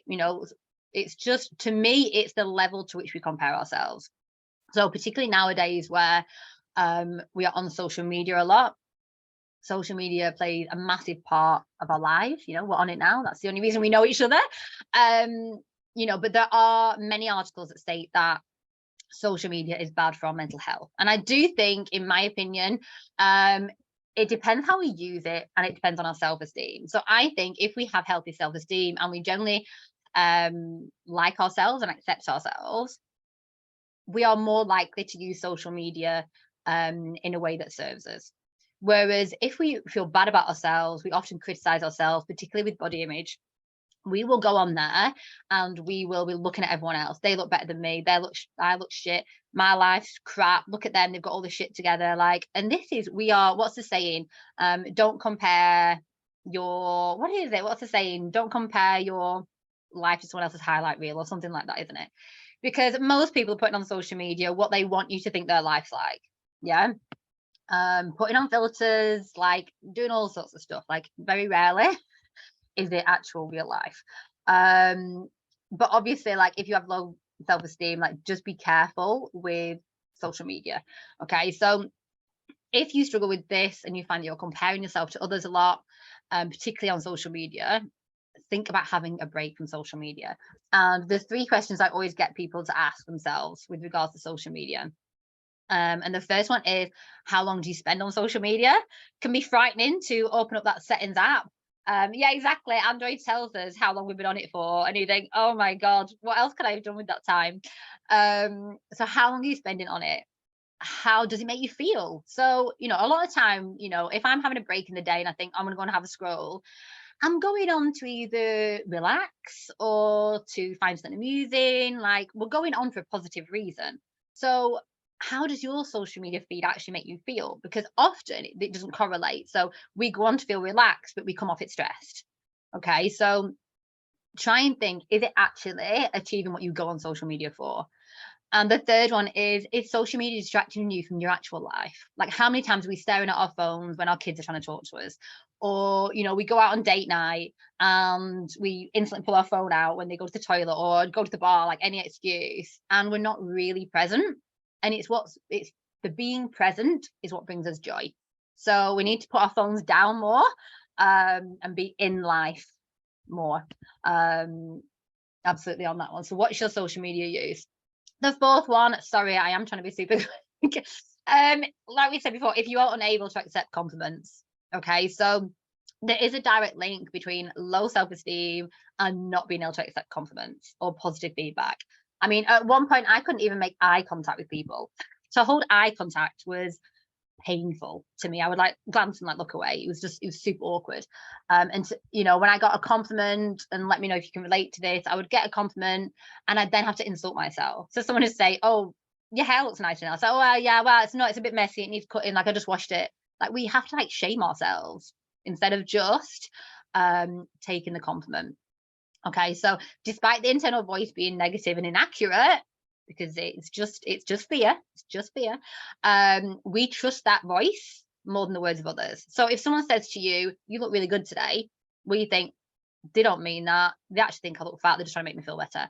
Or your boss says, you did a really good job with that. Instead of going, oh, brilliant, thank you, we say things like, oh, why are they saying that? Do they think that I don't normally do a good job? And we find ways to find it an insult rather than a compliment. So start to take it on. So my tip on this one is to just start saying thank you. And it'll seem super awkward. And a little bit of this, I don't know, when I started to do this, my ego told me that it was really vain to just say thank you. Like, oh my God, how big-headed that you've just taken that compliment.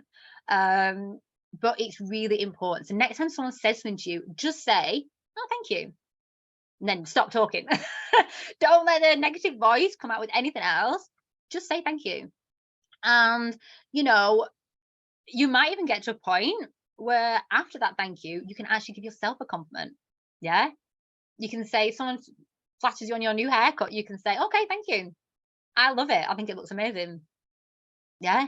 Actually, you can give yourself a compliment, which might seem completely off the wall, but definitely worth a try. But to start with, at least just say thank you, and then don't put yourself down. Yeah, Liz's been practicing this. Katrina, you did that, yeah, and I think a lot of us do. So the very last one, hopefully you'll be pleased to know, is focusing on flaws, not strengths. So obviously we touched on this before, but if you've got low self-esteem, you will find that you struggle to say positive things about yourself. Okay, so you beat yourself up a lot. You find fault with yourself physically, your sense of self, your abilities, like the things that you can do. Okay, and we all know that we probably have these feelings here and there for different reasons. Okay, so we don't always feel good at stuff. We won't always feel that we look good. But it's about not homing in on them and making that all we do. Okay, so for this, just change your mindset. It's not an easy task, and it's something that happens over time. Like, you can't just click a switch and all of a sudden we're saying nice things to ourselves. Like, it took a long time for us to get to a point where we criticize ourselves so much. We didn't do it overnight. It was a slow, steady race. But next time you find yourself being critical, just stop that. I always say, like, you know, give a name to your inner critic and then stop her in her tracks and replace it with something positive. Just tell yourself something more reassuring. Tell yourself something that you would say to someone else if they said that to you about themselves. Okay, it takes work, and this is where sometimes we can give up and we think it's not working, but go with it, stick with it. It feels awkward, it can be uncomfortable, but just start stopping and going, nah, I'm not talking to myself like that today. I can do this and I'm going to try my best. Like, just stop yourself and plant in something a little bit more positive. So that is me. Sorry, it's been a little bit longer. There's a little kiss from me to you. I always like end, I had to put that in because I end every single live with blowing a kiss. I don't know why. I always start it by waving like a maniac, and then I don't know if my camera's gone funny there. I think it has. Oh, we're having a funny do. We're having a funny do. Can you hear me at least, even if my face has gone crazy? Let me have a little play. Yeah, we can see you now. Yes. Yeah. There you go. It's calmed down. So I hope that was useful. Sorry that took a little bit longer. I was trying to be a little concise. So I'll give power back to you. Yeah, let me know if you've got any questions or anything. I'm sorry I couldn't see Leah, the host, again. Sorry I couldn't see Zoom as I was chatting away then. That's okay. I don't think anything's come up at the minute, but if anybody does have any questions, pop it in the chat. I'm sure we'll keep an eye on the chat as we go through the yoga anyway. And if you would like to ask it at the end, then feel free. Perfect. I'm looking forward to the yoga. Thank you. Thank you so much for that talk. I feel like you've just like looked into everybody's soul. Okay, let's pin me and we are going to begin. So just move my camera down slightly so we can see the mat. And my plan today is we're just going to quickly move our bodies, especially after an hour and a half of sitting down, listening. We've all got a lot of thoughts coming into our heads after all that. A lot of feelings, a lot of emotions and stuff. So the first thing I'd like you to do is find a space, and you don't need a yoga mat. You can just have a space in your room, in your house. And the first thing we're going to do is just jump and shake our bodies. So just like bend your knees, bend your elbows, and just bounce it all out. Shake it out. You don't have to have the camera on if you don't want to. You're in your home. There's nobody around. Just shake it out. Go absolutely crazy. And just to kind of go over some of these talks today, this is something I would have not normally done on camera. So just let it go. Just bounce it out and just shake and just get some of that energy shifted. So today's practice is going to be a nice short one. And you just keep bouncing a minute. I can't bounce and talk like that. So we're just going to kind of move the body in a certain way, where if you are a little bit more spiritual and into the chakras in the body, we are going to be working on each chakra and going through and opening up that area, just kind of getting it moving, shifting the energy so that we can kind of let it all flow. And what this does is it will hopefully help you to think a little bit more clearer, help you to get all this information that we've just tucked in kind of rearranged into our brain and help you figure things out a little bit better. Okay, so stand still, breathe, let that breath kind of come back. And I was going to start lower down, but to be honest, I might just start now at the mat, since we're already stood up. So if you'd like to find a standing position at the top of your mat, if you've got one, if you haven't, just stand in a space, that's fine. Feet hips distance apart, slight bend of the knees, roll the shoulders back, just stand nice and tall for a moment. Find a steady balance here, mountain pose at the top of your mat or the top of your space. And before we actually get into the yoga side, I would just like to say, because this is quite a quick practice, I'm not going to go into too much detail about alignment and stuff. You can find more of that in my classes. I will link everything after this. But for now, don't judge yourself, don't compare, listen to what your body feels like, not what it looks like. Easily said than done, I know, but okay. And we're going to do a sun salutation just to quickly warm up the body. So we're going to take a big inhale, lift the hands out to the side, lift them all the way up above your head, hands come together. Exhale, fold forward, keep your legs where they are, your upper body folds over. Slight bend of the knees here. Grab hold of opposite elbows, release the head, so you're looking back towards your pelvis, and just gently shake your head yes or no. Make sure your neck is nice and loose. Maybe even gently rock your upper body side to side. Take long inhales and long exhales here. Now you might not come down very far, that's absolutely fine. Just try to relax the whole of your upper body here.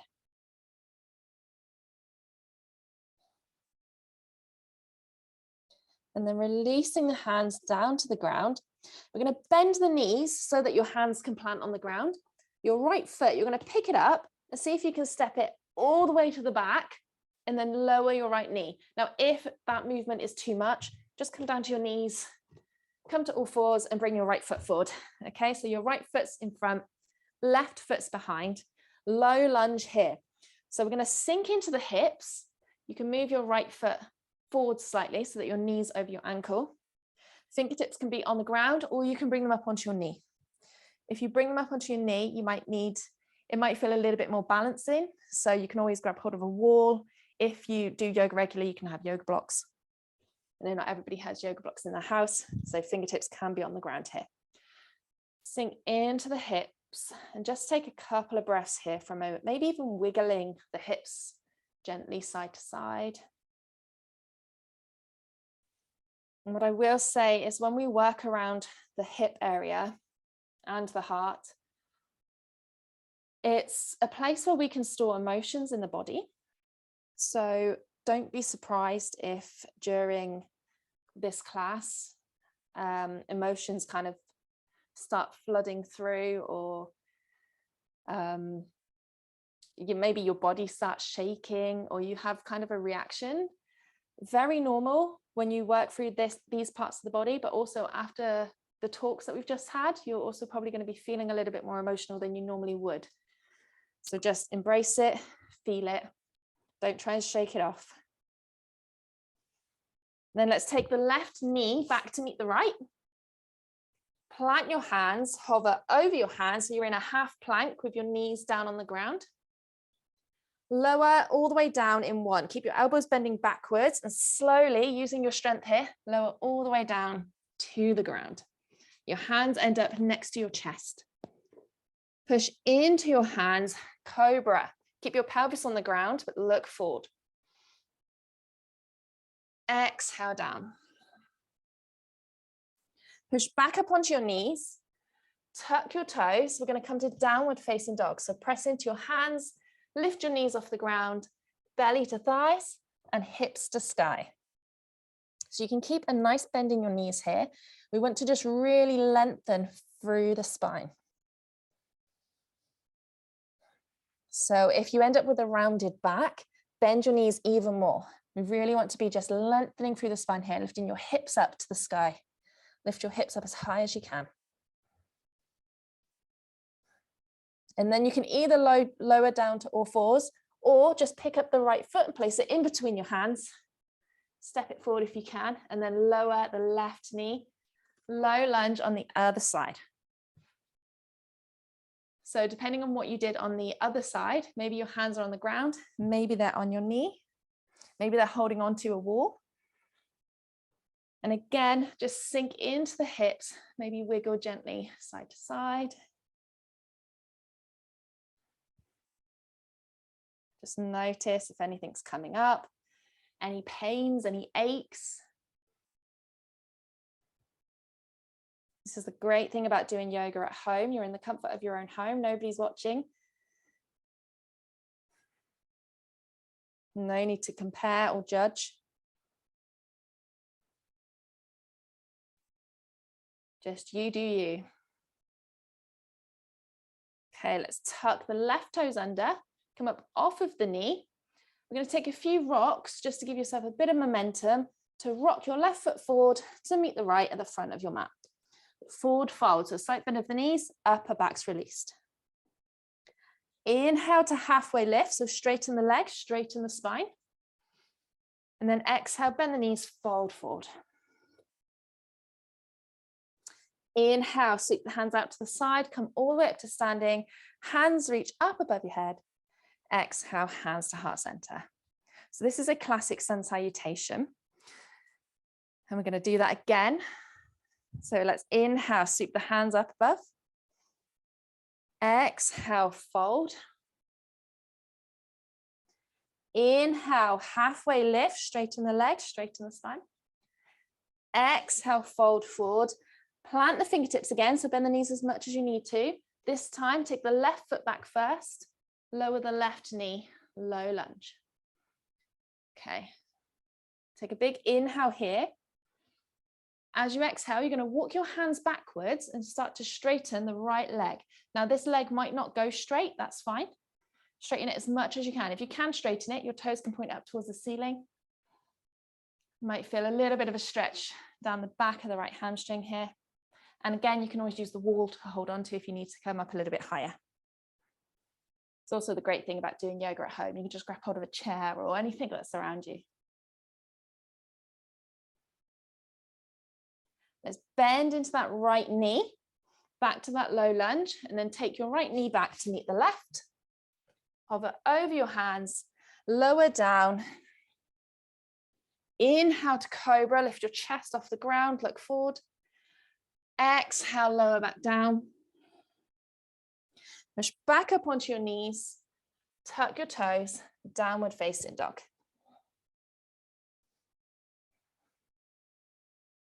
So remember here, bend the knees first so that you can really lengthen through the spine and lift your bum up. And again, we're going to bring the left foot up in between the hands and then lower the right knee, low lunge, your left foot forward. Remember that you can always come to all fours here first to get your leg there.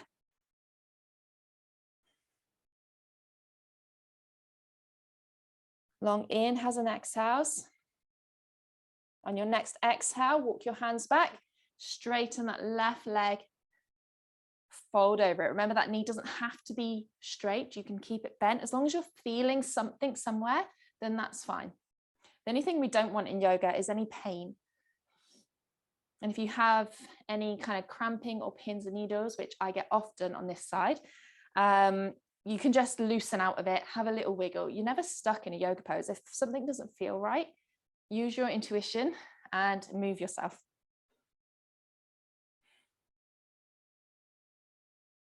Let's bend back into that left leg. Tuck the toes of the right foot, come up off of the knee. Again, let's take a few little rocks. Rock it forward, forward fold. Inhale, halfway lift. Exhale, fold forward. Inhale, sweep the hands all the way up. Exhale, hands to heart center. Okay, let's step back with the left foot. We're going to come into a high lunge. So step your left foot all the way back as far as you can. Come up onto your toes. Inhale, bring your hands up above your head. Take a big inhale here. As you exhale, you're going to twist your torso towards the right side and bring your arms down in line with your shoulders. So gentle twist here. Find some balance. This can also be a funny thing, especially after getting emotional maybe, or some stuff coming up for you in the last talks. Things like that can actually really affect your physical balance. Normally what happens on the mat is happening in your life as well. So if you find that you're out of balance physically, it's always good to check within and see what's going on, and the same vice versa. Inhale your hands back up above your head. Now, another little balance here. Let's bring most of your weight down into your right foot. Bring your arms in line with your torso. Lean over your right thigh. You can either stay here, or if you'd like, you can start to lift up that left leg. Bring your torso in line with the floor and come into warrior three. So a little bit of a balanced pose. Now, again, use your intuition. If you would like to just stay leaning over in your high lunge, then feel free. And, you know, if you wobble, just come back in. It's just yoga at the end of the day. We're just moving. So take your variation. If you have got your foot up, see if you can very slowly place it back down. Inhale, your hands back up above your head to your high lunge. Exhale, stand back to the top of your mat into Tadasana pose. Okay, let's pick up the right foot, take the right foot back. Inhale, your hands up, high lunge. Reach it up. Find your breath, make sure that you're not tensing your jaw. Take a big inhale, and then on your next exhale, we're going to twist your body towards the left. Arms come down in line with your shoulders. Find some balance here. Breathe into it. Notice what your breath's doing as well. It's so often we can like hold our breath and not even realize. It's a great reminder to breathe through things.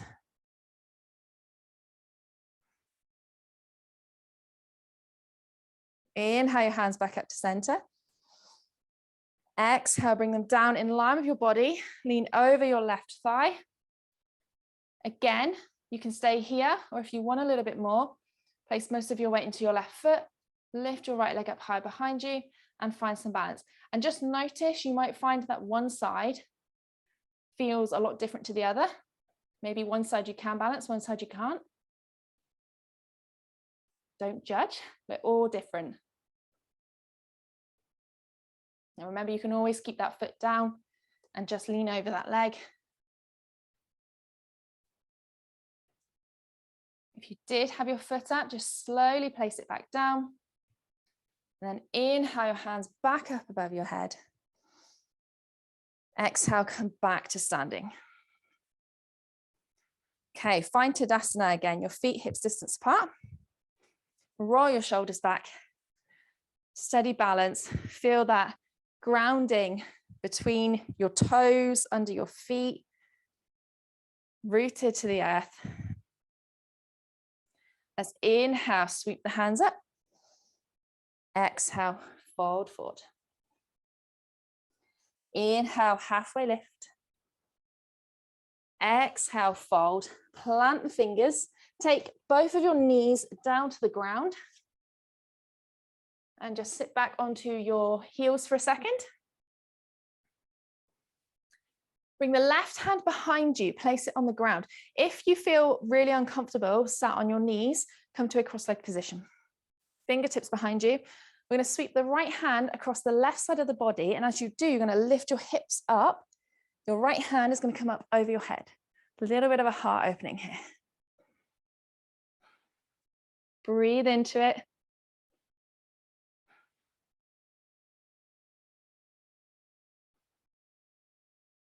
Bring your hips back down. Sweep both your arms in front of you. And as you do, you're going to come all the way over to the other side. So your right hand comes behind. As your left hand sweeps past the right, lift your hips. Left hand reaches over. Open up that heart. Maybe even drop the head back.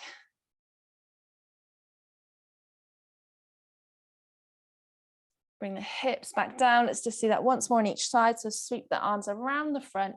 Left hand comes behind. Right hand comes up. Lift your hips up. They seem to have frozen on Zoom. Hope I'm still okay on Facebook. Listen to my voice if you can hear me. Sit your hips back down. Sweep yourself around. Right hand behind. Left hand is going to come up. Just going to check if I'm still going. If I'm not, just keep listening to my voice. Come all the way back down. Take a seat onto your knees. Okay, perfect. You can still hear me, but not see me. Okay, That's okay. We were literally about to finish, so that is good timing. Okay, I'm just going to sort out my camera if I can. When you're on your knees, I would like you to come to a seated cross-legged position, whatever that feels like to you.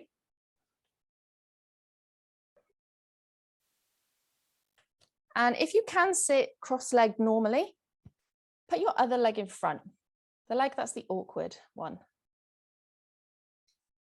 It's the awkward leg. Hands on the knees, take a big inhale through the nose. And then exhale through the mouth.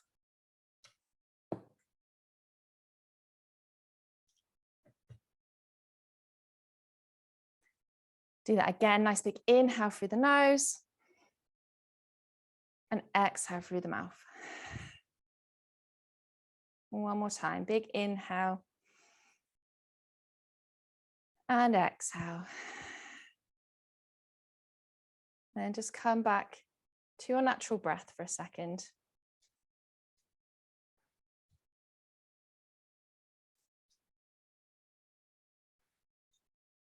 Close down your eyes if they're not already closed.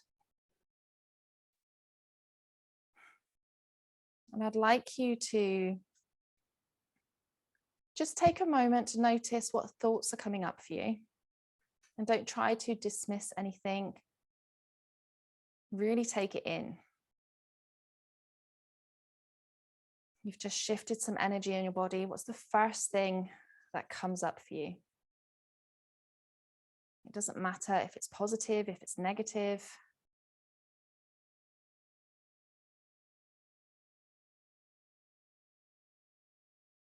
If it is something negative, we know that this is something that we need to work on.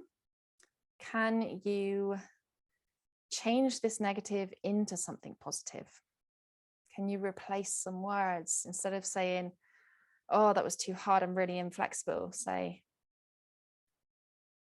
I've just worked on my body and shifted some energy. And the more I practice, the better I'm going to get.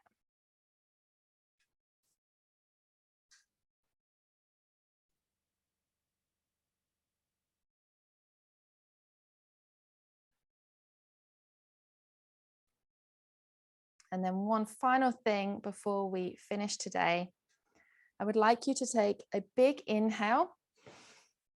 And I would like you to hum until your voice stops. So take a big inhale. And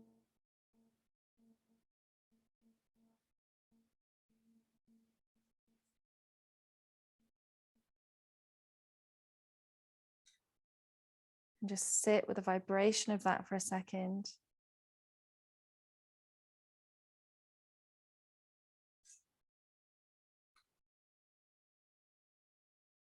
Just take a moment to make sure that all your facial muscles are nice and soft, and you're not clenching anything.